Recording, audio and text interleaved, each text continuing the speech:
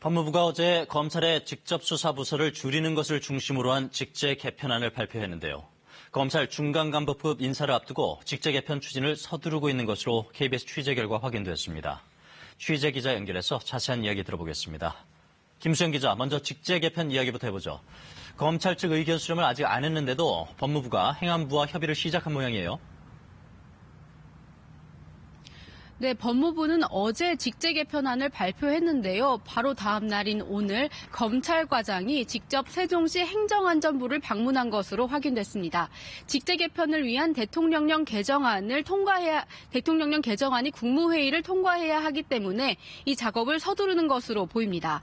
법무부는 아직 행안부에 관련 공무도 보내지 않은 상태인데 법무부 검찰과장이 오늘 바로 행안부를 찾은 겁니다. 설 연휴 전에 중간간부 인사까지 단행하려면 오는 21일 국무회의에는 검찰 직제 개편안이 올라갈 거란 전망입니다. 법무부는 검찰 측에 오는 16일까지 직제 개편과 관련한 의견을 달라고 요청한 상태입니다. 직제 개편을 맞춰야 인사를 할 수 있기 때문에 속도를 내는 것으로 보이는데 그럼 이번 인사에서 현재 진행 중인 주요 수사 책임자들이 교체될 가능성은 어떻습니까? 네, 행안부 관계자는 이번 예정된 직제 개편이 검찰 개개인의 이동보다는 부서 단위의 기능 조정에 초점을 맞춘 것이다, 이렇게 말했습니다. 실제로 그렇게 된다면 검찰 일각의 관측이 나오는 것처럼 청와대 관련 수사부서 인력의 이동 배치도 나올 수 있을 것으로 보입니다. 현재 추진 속도는 통상적인 것보다 훨씬 빠른 것으로 파악되는데요. 직제 개편이 통과된 후 인사 관련한 검찰 의견을 제대로 수렴할 충분한 시간이 보장되지 않을 수도 있을 것 같습니다. 청와대 관련 수사진 등의 분위기는 어떻습니까?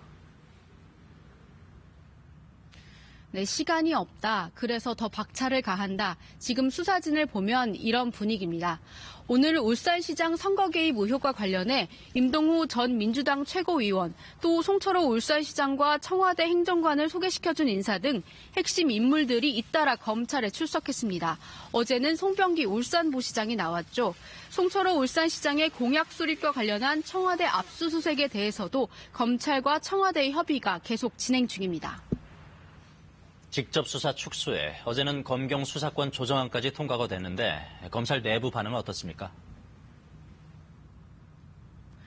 네, 예상을 못한 건 아니기 때문에 아주 크게 동요하는 건 아니지만 내부적으로 불만이 터져 나오고 있습니다.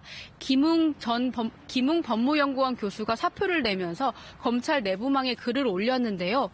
검경 수사권 조정안을 담당했던 김 교수는 이번 검찰 개혁 법안과 관련해 민주화 이후 가장 혐오스러운 음모이자 퇴보라고 비판했습니다. 또 약속했던 실효적 자치경찰제, 사법경찰 분리와 정보경찰 폐지는 왜 사라졌냐며 문제를 제기했습니다. 지금까지 서울중앙지검에서 KBS 뉴스 김수현입니다.